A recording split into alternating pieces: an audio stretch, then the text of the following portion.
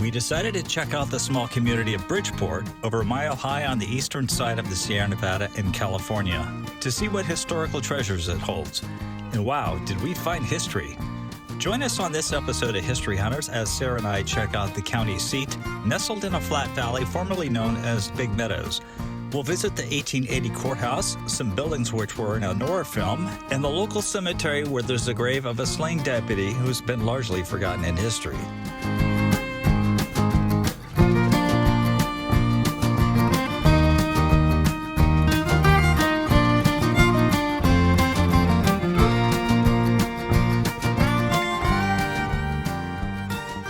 With a history dating back to 1859, Bridgeport seems like a town trapped in time. Only about 600 people live in the Mono County seat, which doesn't even have a large grocery store. Mono County was formed in 1861 with the mining camp of Aurora being the first county seat. However, when a survey later proved that Aurora was in Nevada, not California, the logical thing was to relocate the county seat to Bridgeport. We just stopped in. I'm going to spend the night, but there's some things to see here as well. A 1947 movie was shot here called Out of the Past. This is actually the closest place that you can stay next to Bodie. So there's an old cemetery here. There's one guy I want to check out. There's the old courthouse up here I want to check out as well. So here's the historic 1880 Mono County Courthouse right here in Bridgeport. As you can tell, it has been made of wood and painted over and over and over. This site for the courthouse was donated by Amasa Foster Bryant and his wife Eliza and Scott Bryant, pioneers who settled in this beautiful valley in 1862. I mean, just look at that. This is a very, very old building. Mono County Courthouse since April 1st, 1881, with the trial of Morton, indicted for theft of gold bullion from the Standard Company of Bodie. The scales of justice in this building have continuously weighed the problems of Mono County from infancy to this present day. This impressive building remains a classic example of the artisans of yesterday. So apparently it's still used today. That is very old wood. Most courthouses of this nature are torn down, but I think in Merced County we went to one that probably dates back as far. Here's a little memorial, little marker, guide to all the historical places here in town. Very cool building. Right here, the Irwin presented at the town of Bridgeport by John S. Kane in 1914, built in 1881 for the Standard Company of Bodie, California. This cannon was never fired. Cannon never fired. That in itself is a historical artifact. Right there is Ken's Sporting Goods. This was actually Marty's restaurant in the movie Out of the Past in 1947. The town of Bridgeport was all abuzz in 1947 when Hollywood brought a film crew here to film the movie Out of the Past. Among the stars who came here were Robert Mitchum, Dickie Moore, Richard Webb of Captain Midnight fame, and Paul Valentine. There's an early 1930s photo that shows it was the billiard parlor owned by James Logan. This sold cigars, tobacco, and cold drinks, and probably some other things. And because this is a heavy recreation area and there's a lot of fishermen, now the tradition of anglers is to bring by the huge fish that they catch and take a picture outside the store. Hello, Marty. Well, look who's back. Hollywood played some trickery with the interior shots of Marty's Cafe, which were shot actually inside of a movie studio.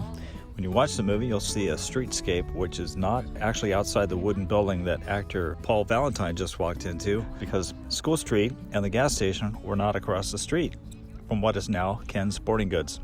Instead, these are the buildings you will see looking on the opposite side of the street. They apparently shot the streetscape scene a block away from what is now the Silver Maple Inn and projected that image onto the background. If you're not familiar with Bridgeport, you wouldn't even know the difference. Either that or you're on the wrong side of the counter. Now the building next to it, the brick building that's now painted red, was a saloon as well, but also on the second floor they held court, which was a common occurrence back in those days. There was a travesty of justice associated with this building that we'll tell you at the end of this video. There you go. There's the 1880 schoolhouse. It's been moved. It's now the county museum. It was at the end of School Street. It's been replaced by New School. You'll actually see the schoolhouse at the end of School Street in the scene where Dickie Moore is at the fueling station. But they moved it here rather than destroy it, and they replaced it with a newer building. But around here is a bunch of incredible equipment. This old tractor here, a Fordson tractor, circa 1920. Here's the Bridgeport Elementary School. It's been moved from School Street, built in 1880, used until 1964.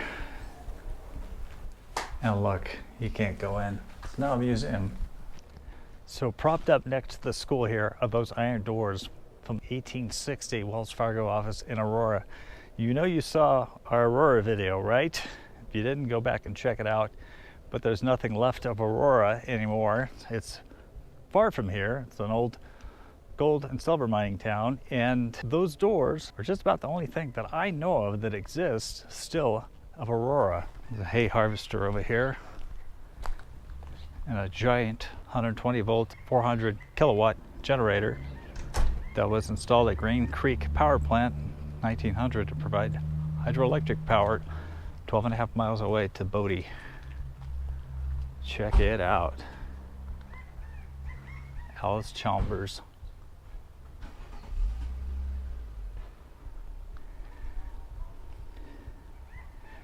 Powered by water, no doubt, spinning in this giant turbine that's froze up a long time ago.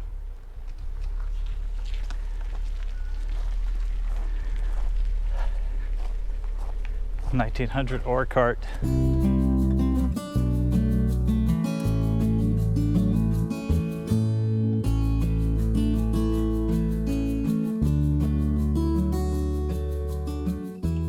So we decided to stay at a place called the Walker River Inn, and look at this, they've got the old-fashioned keys. I mean, where do you see stuff like that anymore? Like stepping back in time here. We're gonna check out that house over there. That's where Robert Mitchum knocked on the door in that 1947 movie. It's right across the street. Right here is the Bridgeport Inn. And I want to read this sign to you up here. It says that this is the old Levitt House, which became the Bridgeport Hotel, and now Bridgeport Inn was built in 1877 by Sam Hopkins for Hiram Levitt. Weary travelers in the Old West used this historic hotel as a stage and buggy stop to and from the Bodie gold mining town. Legend has it that Samuel Clemens was a guest here, and a bedroom has been so named the Mark Twain Room. Legend also has it that the hotel is haunted by a white lady who has been seen by various guests through the years. If this was built in 1877, there's no way that Mark Twain stayed here because he was out of Virginia City area by then.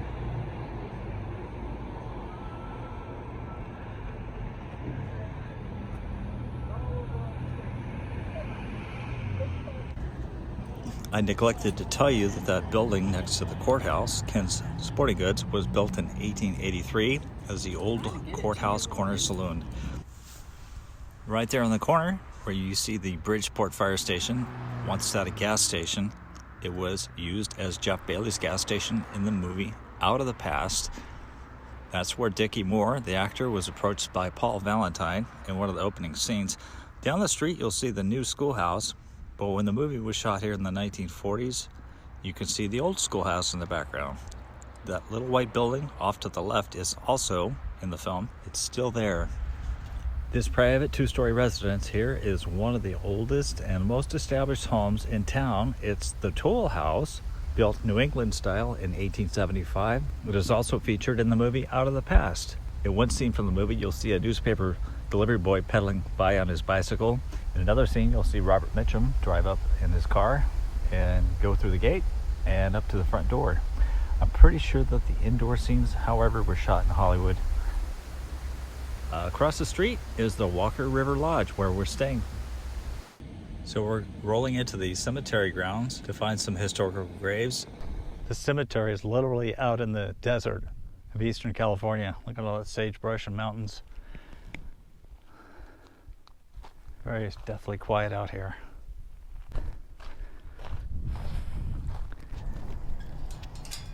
And here is the grave of the legendary Mono County Sheriff James P. Dolan. He was killed in a shootout on July 25th, 1915, near the shore of Mono Lake, south of here. He was apprehending 2 criminals. We're actually going to save that story for an upcoming episode of History Hunters, so stay tuned for that one. Who is it? Urepi? J? Pon? Oh, wait. Wait. No. How do you say U-R-R-E-R-E? It's probably French. Yeah, native of France. 1894. Wow. Look at these big, tall ones. Kirkwood. Ski resort. Could be. 1864 to 1946. That's 1907. Elizabeth and Elmer Kirkwood. 1907. Oh, the Kirkwood. Leslie Boone. Daniel Boone's niece. Just kidding, I don't know. 1892. There's some Boones out here. Cohen. Here's James Murphy, born 1827, died 1896, native of Columbus, Ohio. What'd you come up with? Well, that one I can't see because of the bush. 1908 died. Carolyn Sin something. Trevor Edward Michael Nolan was 6 years old. Trevor's bus is out here. Son of Mason Helen Buckland. Is that the same? What is this? 7 years old, died 1880. This one over here caught my eye.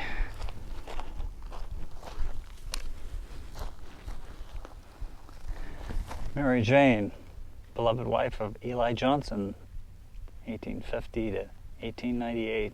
It's kind of heartbreaking to see a grave of a person this young, Mary Olive Miller, 1889 to 1892.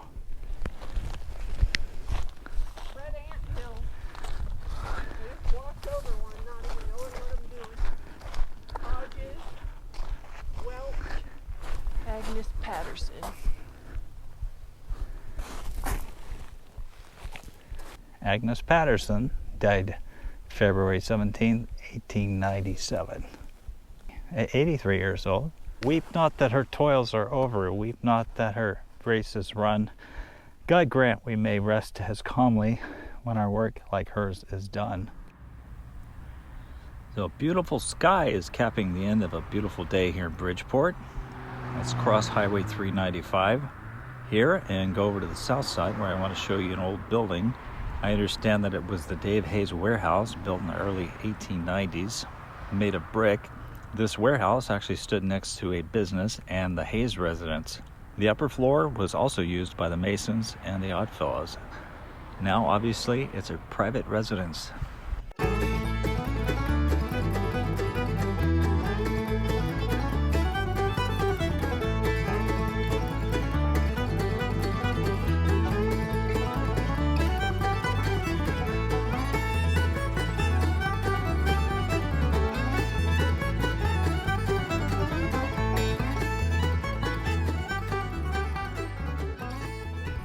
That building over there behind me is the Mono County Sheriff's Department, and right next to it is the old county jail dating back to the 1880s.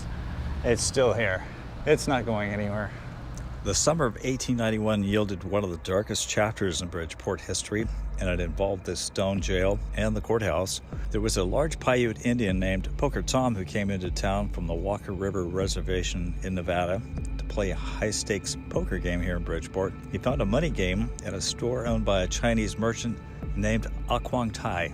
Tom failed to return to his Indian village, and his brothers came to investigate, and Tai became an immediate suspect. Both the Indians and Mono County Sheriff Michael Cody found a dismembered body in the East Walker River. Some Indians actually recall seeing blood on the floorboards at Quang Thai's store, where Poker Tom had played cards. The Paiutes were furious over Tom's dismemberment, believing that a whole body is needed to allow the dead man's spirit to return. They were also revolted by reports that the suspect actually fed cooked parts of Tom to them. One version said that Tom lost money and wanted it back, and then a fight ensued. Quang Tai said he was attacked and clubbed Tom in self-defense, but he was charged with murder and jailed. There was a series of trial delays that angered the Indians, who rode into town with rifles. They threatened to drag the accused murderer from jail and cut him to pieces like he did Tom. Sheriff Cody was able to pacify the Indians for a while, but fear had gripped the town. Sheriff Cody evacuated his family from his house, which was attached to the jail, and he set his family up in quarters at the Bridgeport Inn, just a block or two over. Nothing happened that night. On June 9th, all hell broke out after a preliminary trial, in which the medical examiner said the body was so hacked up he couldn't prove whether it was male or female or even Indian. The judge found that there was not enough evidence to try the Chinese businessman, but he was scared to death of leaving the security of the jail because he knew he was a marked man once he left it. While upstairs in that brick building, 4 Indians burst through the courtroom door. They wrestled the accused suspect from the grasp of his attorney and escorted him downstairs into the street. The captives fired a single shot to attract hundreds of Indians that would be soon swarming Main Street. Quang Tai pled loudly for his life as the mob dragged him through the center of town. He was executed out in the open near a field. Bystanders watched as the man was scalped, dismembered, and mutilated. His remains were actually left in the street like some kind of roadkill, but later had to be collected for burial for obvious reasons. A grand jury censured Sheriff Cody for failing to protect Quang Tai from certain death and for not pursuing his murderers, but it said he was fearful of reprisals against the townfolk had he done so. Cody did not run for re-election. If you get a chance to travel up or down Highway 395 through Mono County, be sure to stop and spend some time in Bridgeport. After watching our video, you'll recognize places we've shown you. Be safe on your own journeys through our rich history.